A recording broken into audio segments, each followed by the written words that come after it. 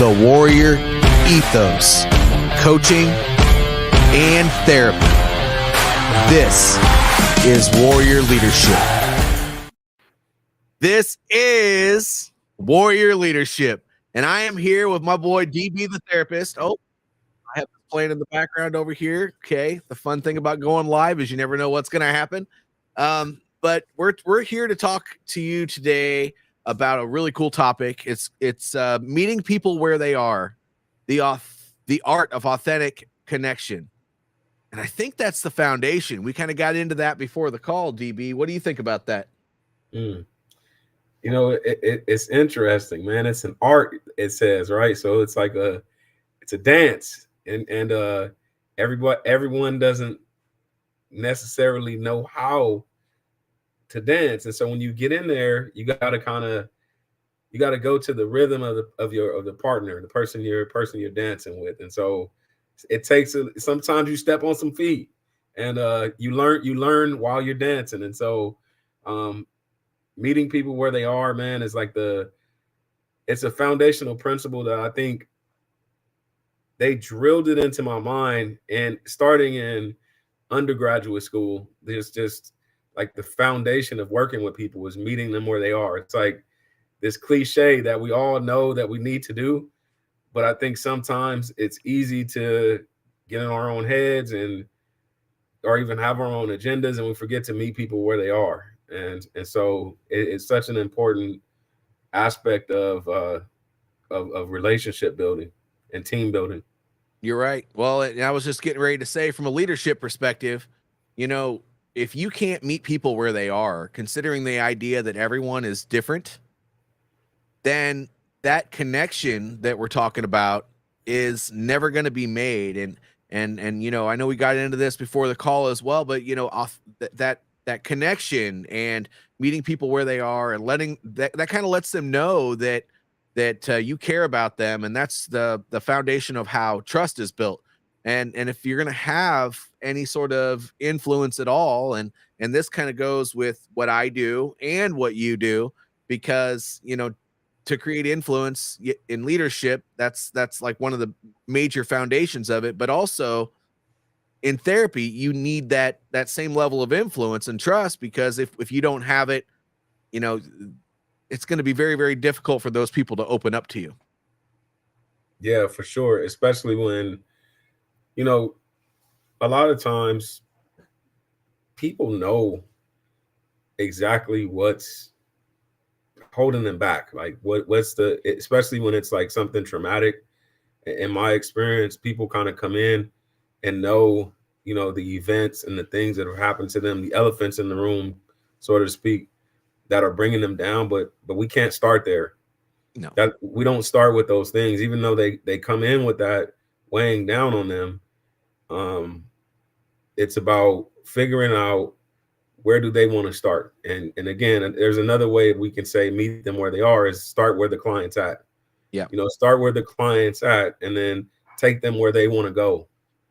You know, it's not about, I think early on, and I can admit this, I had to check my own motives at the door, right? I want to see people heal, and my version of healed and success is not their version, right? And I think you can get, and when you get caught up in that kind of mindset, you're not, it works against meeting people where they are, because you're looking at them through your lens and your expectations, and that your expectations might not be theirs. And matter of fact, what they might want to do might exceed your expectations. So meeting people where they are makes it about them and not about you, you know? And so I think that is like that building block for that trust to be able to be established. When people know that they're in charge and you're empowering them, right? Not enabling them, you're empowering them,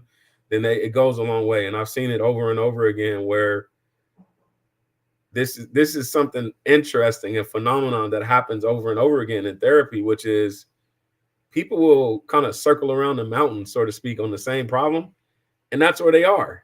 And you start to realize, like, okay, that's where they are, and they're not ready to no matter how much they say that they're ready to get over something, they're not ready to get over that mountain yet. And although you could be frustrated with them and say, hey, why do we keep walking around this? We can ask them, I notice and observe that, this story keeps coming up over and over again.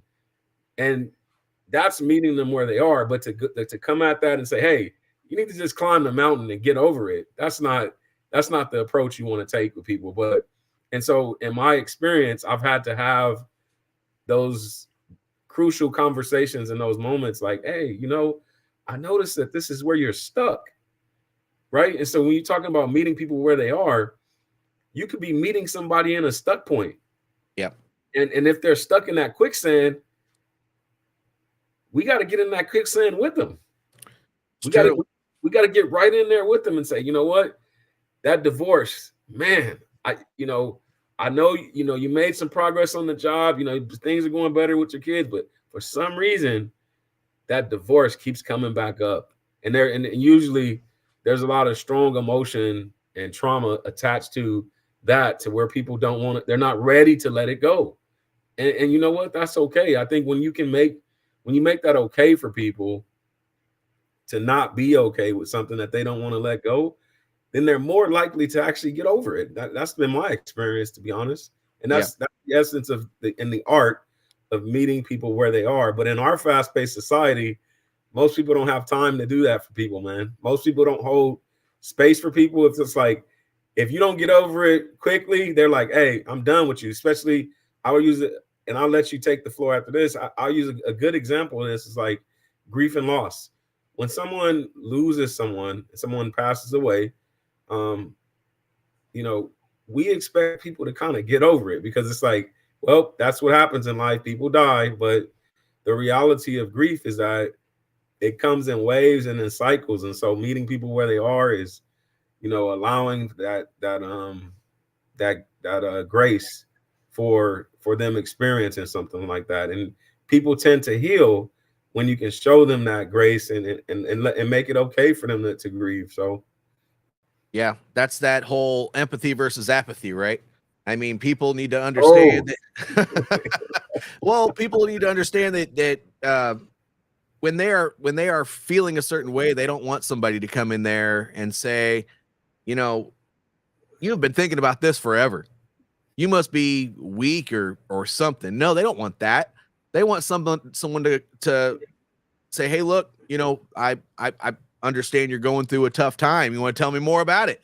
And really, oftentimes when somebody's going through grief or something like that, they just need somebody to listen to them and let them unload and really to do that most important thing that we talked about a little bit about last week, and that's to listen. That not just listen, but actively listen. You use your ears and kind of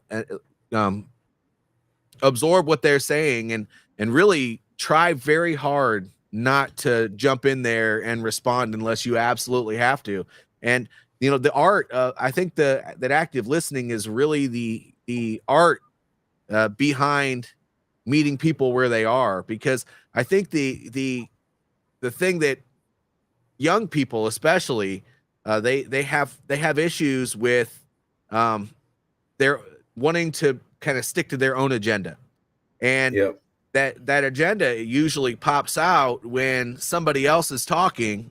They can't let go of their own original thought or idea, and they just blurt out and they interrupt the person that they're talking to. And to be honest with you, I know it drives me nuts when this happens, but usually that blurt out, that interruption happens, and it what is blurted out has absolutely nothing to do with what you were saying. And so that active listening is really comes into play when you're sitting here listening to the other person, waiting until they're finished, that intentional pause where they're expecting you to say something, and actually responding to what they're saying. And really honing in on that, because I think that's the one thing that people have problems with these days. And if you can learn how to actively listen, we talk about authentic connection. That's that authenticity. because showing them that you care is going to earn that trust a lot faster than, if when they know you're sticking to your own agenda, they can sniff out the BS a mile away. Yep, absolutely. Man, you just, when you said, I was thinking in my head, I'm like, man, there's a thin line between empathy and apathy. For sure. There's Yes. really a thin line between that, man, because I think, again, I'm going to, repeat myself, but it's important because it's so common.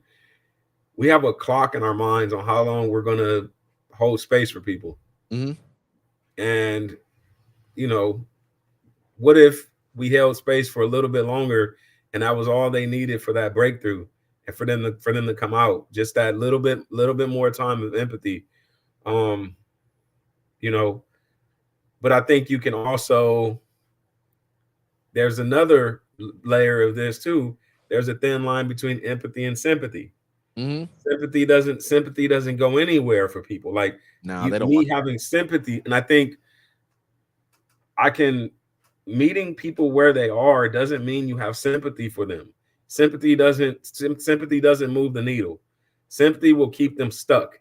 Empathy will help them start to walk through it, but sympathy will put them back. And I think most people are really looking for that. Like, and you can really tell, honestly, like when someone's talking, you could hear it in their tone, you could hear it in just like the mindset. And part of what, my job as a therapist is the challenge at moments. And the challenge can only happen after I develop what we call a therapeutic alliance or trust with them.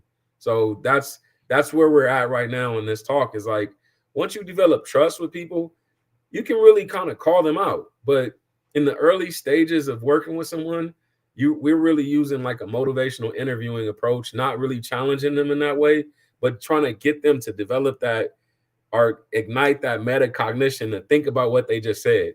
And like, someone will say something to me, going back to what you said about active listening, right?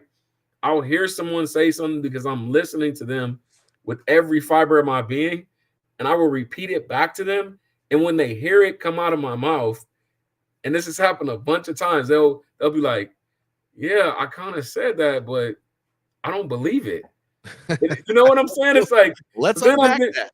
so then I'm like, so then why did you say it? And like, why did you say it? And then look, pause. Just like, pause. Why did I say that? Now they got to meet themselves. Now they got to go back in there in the back of their brain, and they got to say, what do I have stored back there that's causing me to say this universal thought, which is a stuck point, and it's become my religion. Now I believe this thing. And so that's, for me, that's what, when we're sitting here talking about meeting people where they are, it's like, what about, Coach, when people don't know where they are? Well, what if they don't know where they are? That's why questions are so important, man. Yeah. You get that you got to get a dialogue going, because sometimes you have to ask them the important questions to kind of help them understand where they are. Because if they don't figure that out on their own, I mean, obviously as a therapist, you can probably sniff the stuff out a mile away. And as a coach, I can definitely tell when there's something deeper going on. But sometimes they don't necessarily want to get there. They definitely don't want to be forced there. So they have to come right out and say it on their own. So asking those clarifying questions to get to the root cause of the problem, I think that's probably the most important thing. And then to help them get through it, it really kind of works the same way. I mean, if they don't come up with their own solution, you can guide them through it. A coach, a therapist, in my opinion, I'm no expert in therapy, but you're just a guide. You're asking questions, having them come up with their own solutions, and then holding them accountable to that. Right. Yeah. And to be frank with you, I'm a guy also with lived experience. You can be Derek. How about that? That's what sets me apart. And I'm not afraid or ashamed to talk about my lived experience. I think for me, I literally have it right here. Like, I am a trauma expert because I first sought to understand my own trauma.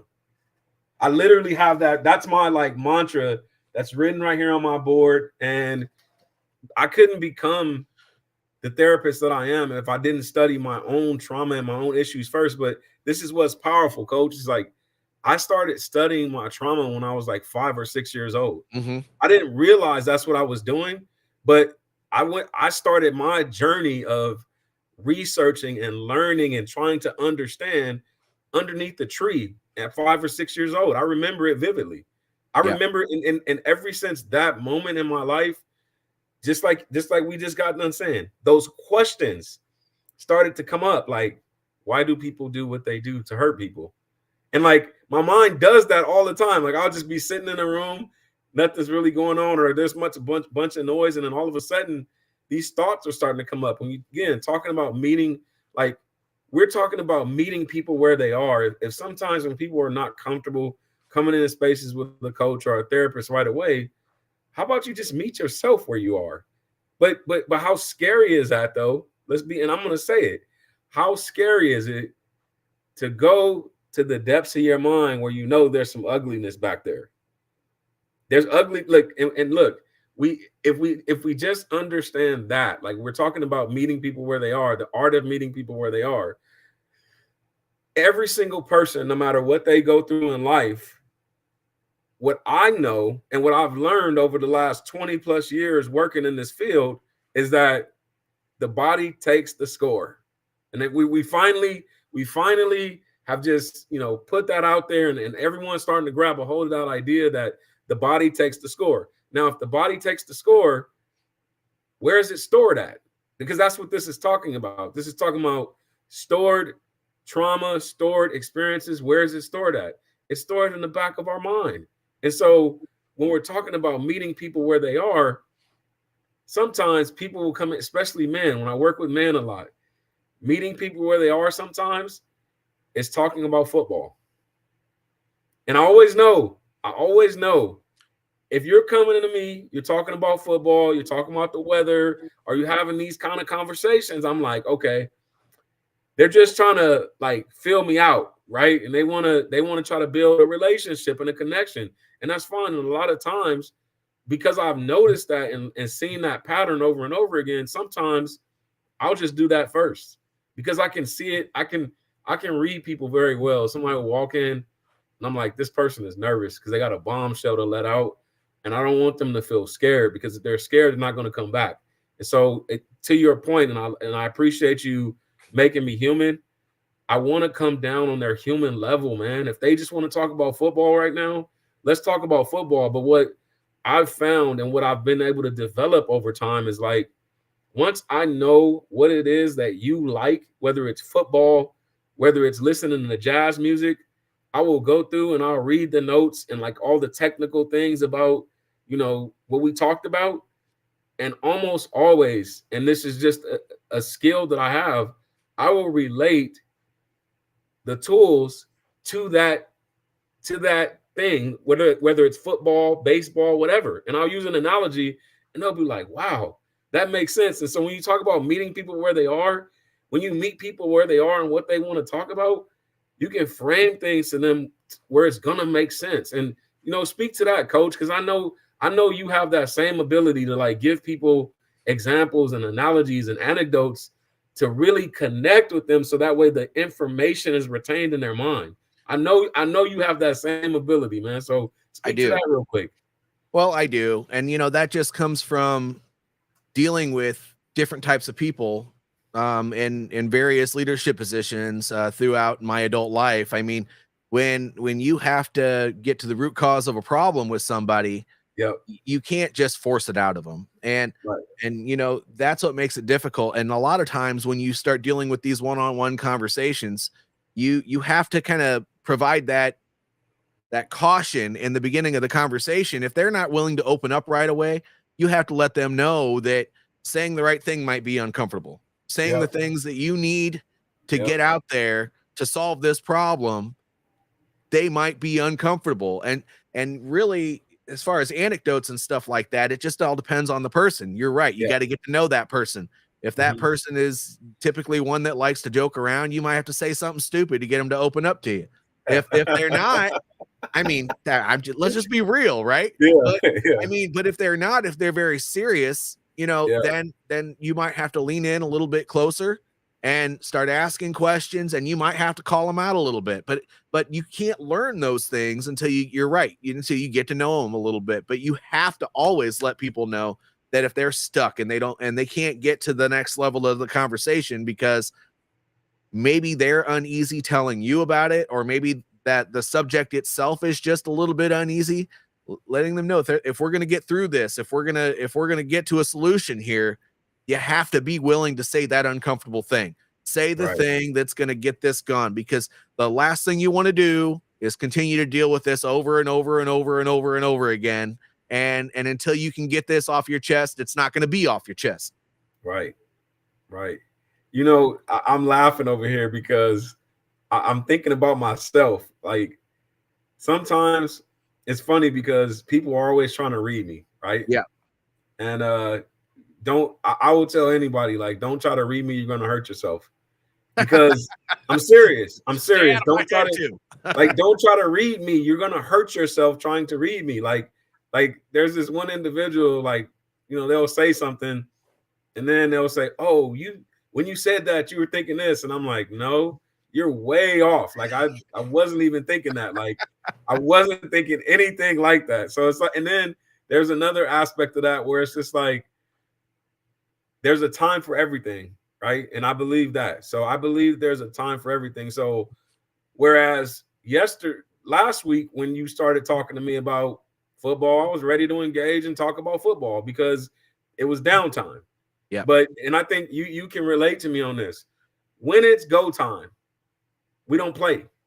There's no playing when the moment requires us to be serious, right? And I think that I'm that type of person that, I turn that switch on and off very fluidly. And maybe to some people it can be off-putting because they're like, man, last week he was cool, and today or this week or this season, he's he doesn't want anything to do with me. Don't take it personal, right? One of the 4 agreements, don't take it personal, because I don't have any personal beef against anybody. It's just when there's a time to get something done, and this is my personality, I'm that bulldozer. I have to plow this part of the field, and that job has to get done time now. And so it because of that, again, if you don't meet me where I'm at and you don't know me, then you're going to assume that it's you. It has nothing to do with you. It has everything to do with who I am and my personality, but you have to learn me. And I think a lot of people can kind of relate to that kind of mindset, because you can't, look at the seasons. The seasons are always changing. Nothing around us stays the same. And I think that it's cool to meet people where they are, but we can't let them stay there, man. Like, I think that, and I said all that just to make that point, which is, man, we can't walk around playing all day long, man. And also we can't walk around being serious all day long.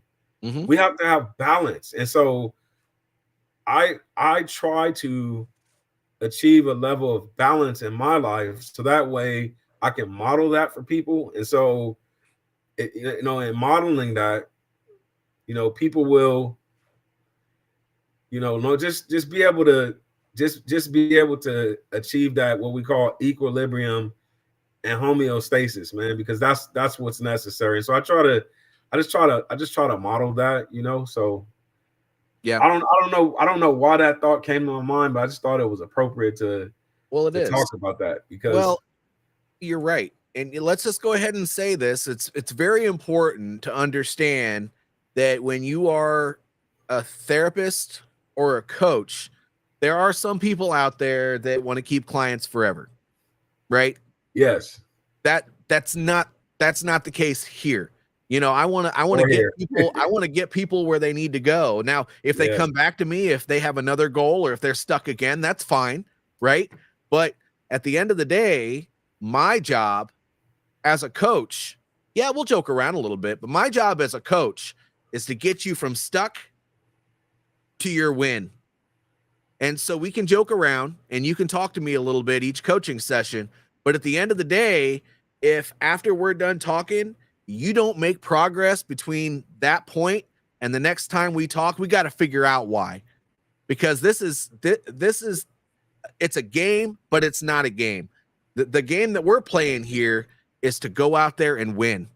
And if you're not, we'll use football as the analogy because you already went there. If we're not moving yards down the field, then we're not moving any closer to our objective. So what wins are you making this week so that we can get to your objective? And if you're not making any, we got to figure out why, because the game that we're playing here is to win. And we gotta figure out how to make those objectives happen and make those wins so that you can get there and not have to hire me forever, because as much as I like that money, I don't like you being stuck. And my goal is not to take your money. My goal is to get you where you need to be.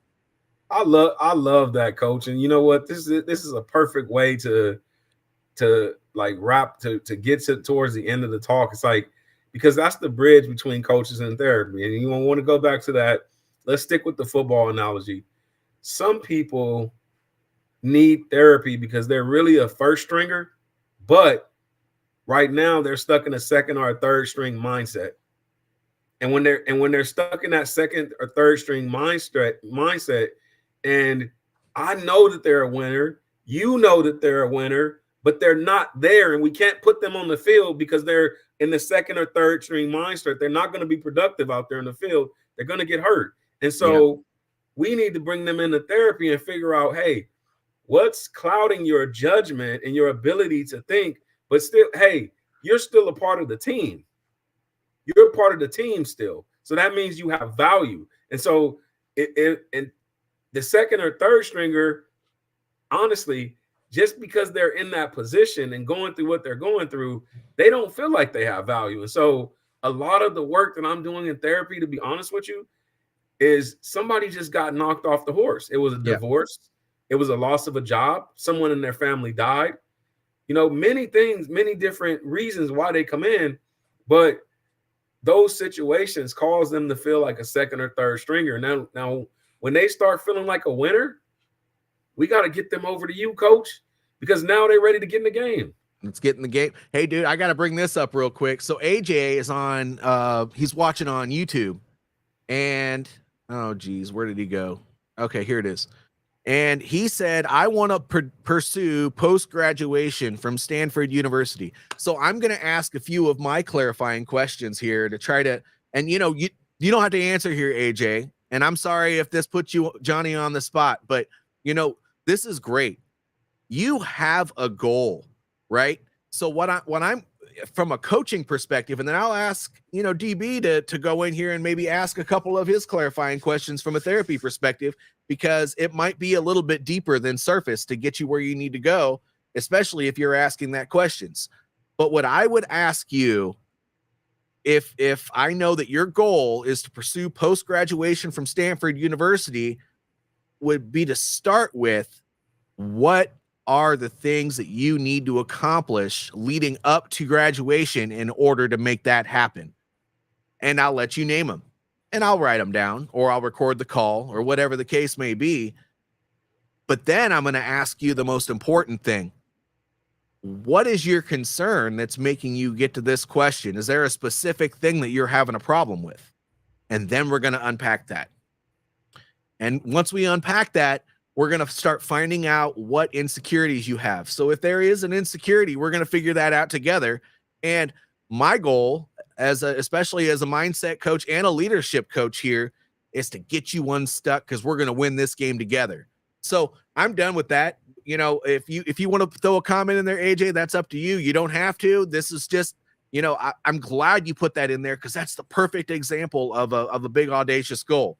So DB, how would you start with that? First of all, just to start right there where you just said, which is just to have the audacity to want to go to Stanford University, shows that you have a warrior mindset, because Stanford University is one of the most prestigious universities in this country. And so I would go deeper than that and say, what's your why, and what's your why in terms of like going deeper into your narrative and like the field of study you want to go into. And I'm assuming that, you know, maybe if you're going to Stanford, maybe it's a medical degree that you're trying to pursue. Maybe it's you know, tech, whatever it is, but why? And then start with your origin story, because what will hold you up is those things in your earlier development that you may not be aware of. Those things will, what we call stinking thinking, will start to work against that goal, and it'll start to erode. It's called a defectiveness schema. And so as adults, we're resilient, we'll go after these certain goals, but as children, remember the monster under the bed. Like, a lot of us still deal with that when it comes to these bigger goals. Like, you know, even myself, you know, expanding my business. Like, I have that mindset that I'm going to expand my business. Now, what stops me from doing that is those past fears, hurts, and hangups. And so I would encourage you to just be aware of those things, and we talk about this a lot, Coach. You got to have reframing thoughts to be able to reframe those negative, distorted thinking patterns that are within all of us. So that's what I want to encourage you to do, AJ. Yep. Thank you, AJ. DB, we're a little bit over time here, but do you have anything that you'd like to put out to the group towards the end of this call? Man, I'm excited for Warrior Leadership Season 2. That's what I'm going to say. This is a labor of love, if you will, man. I love coming on here with you, man, and having these conversations. It seems like they go so fast, man. I can't wait till we can, you know, bump the time up a little bit, and you know, it's going to happen. I'm excited. That's what I'm going to say. You know, talking about meeting people where they are.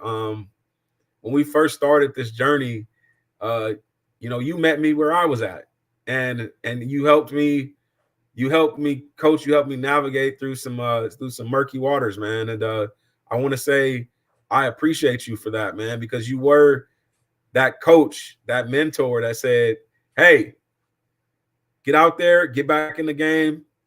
And you never told me suck it up and drive on, though.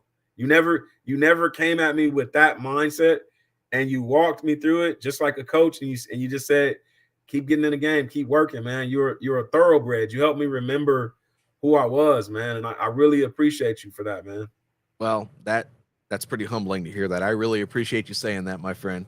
I do want to announce to everybody, by the way, you've helped me with a ton. I can't thank you enough for some of the things even recently that we've been talking about that you've been helping me through. But I do want to announce that next Thursday, 8:30 Central Time, 9:30 Eastern Time, 6:30 if you're on that Pacific time or that West Coast. We're going to be talking about the role of integrity in leadership coaching and therapy. So if you enjoyed this conversation today, you want to get into a little bit of integrity, we're going to be taking the same approach to talk about that stuff. We do encourage audience participation, so please do that. Thank you, AJ, for jumping on today and asking that, or making that statement, and we turned it into an example. If that made you uncomfortable, I apologize for that, but we appreciated it. If you enjoyed this, please like. If you're watching this on YouTube, please subscribe to the channel to receive those notifications so that you can, so that you know when this comes up again. But the most important thing to do is, if you have a question or if you want to hear more of something, put a comment below, and we'll respond to that, and it'll help us. It'll help us get better and make the show better so that you guys get what you want. Thank you all for taking this journey with us. I love this warrior leadership show that we do, and I've enjoyed the journey in the last year that we've taken to get to where we are now. And we'll see you next week.